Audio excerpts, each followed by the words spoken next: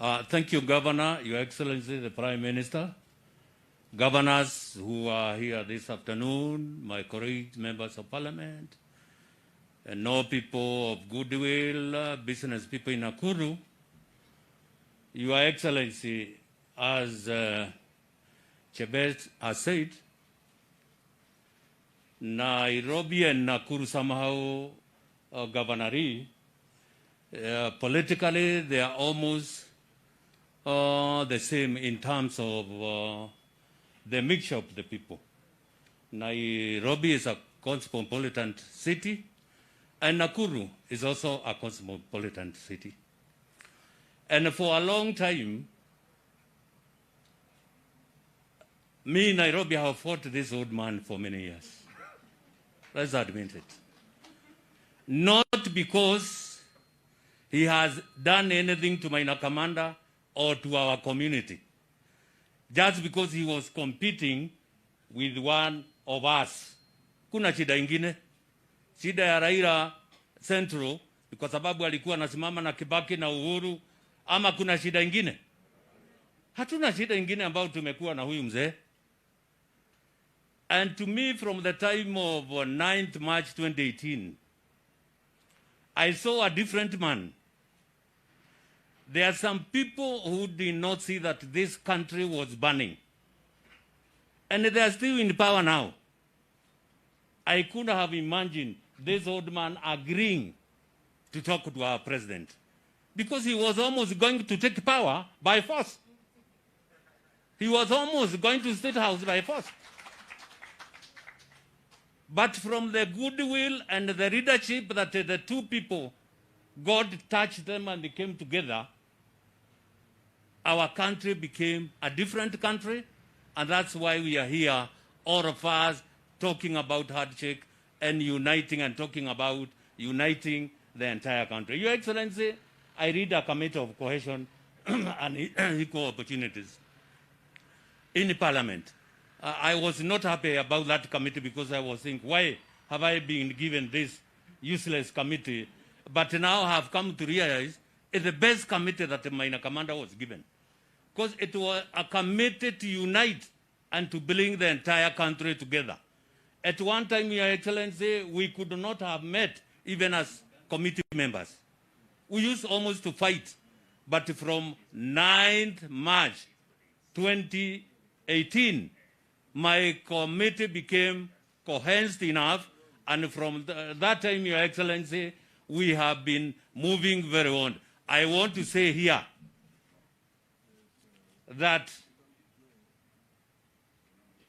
I know, and I have been in this politics for a while with Kinajenga Mugai and the rest who are here. If it was not for this old man here, even those who has been elected before, even Kibaki and Uhuru, it's as a result of the democracy that this old man has brought. Tuseme ukweli, hata ile matunda wamekula wamejivunia ni ile hii mzee amepigania. Today I still call him a Mandela of Kenya. And to us, people of Mount Kenya, how many Mount Kenyans people are here? Hands up. And Mount Kenya chikueni mkono. Ni mondo anyole ko uragete on mundu rio. Ni mondo le ko uragete. Na neketo rero wateto tigemodia centro. Ange korokore matorete nani maradio rorokare. Oyo areteu. Oyo areteu. Kwa hivyo tuachane na upusi wa kudanganywa na watu. That this man is very difficult to sell in Central. Where? Tunangoja siku ifike. Tutembee na mzee huyu. Tutaingia hajasema. He has never even declared whether he will be a candidate or not. But mzee, I want to tell you, don't be afraid. Even Zambia, yesterday, they elected a leader who had tried 6 times. Mara 6. Kwa hivyo ziambiwe na mtu ati umejaribu mara 4 3. No, this thing can go even 10 na Mungu akujalie ni ya wakati gani.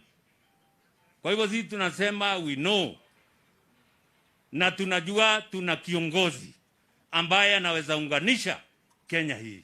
Huyu mzee hata sisi kwa Wakikuyu tunasema muthuri akora ni kurathima rathima gaciana.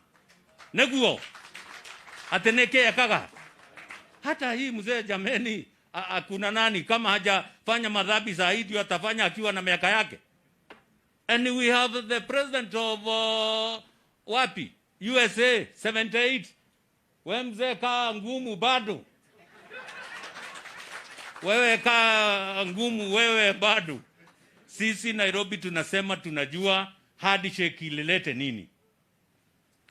And when I talk about handshake in Nairobi, I know how our people have benefited from that handshake and how we have benefited as community because of that handshake. Those thieves, they are the ones who are giving us a lot of problem because of the money they have stolen.